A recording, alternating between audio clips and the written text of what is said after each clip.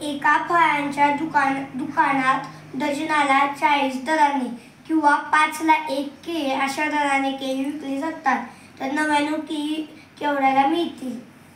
एक डझन 40 रुपयाला आहे, म्हणून 99 भागिले 12 करूया.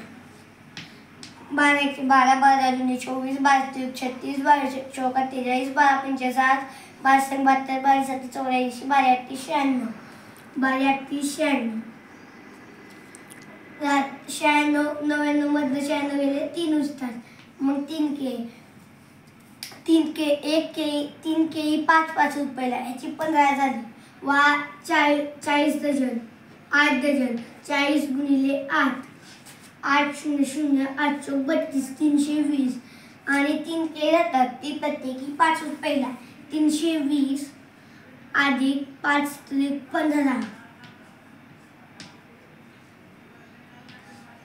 0 5 5 2 आणि 1 3 आणि 3ला 3 335 पर्यायात आहे का?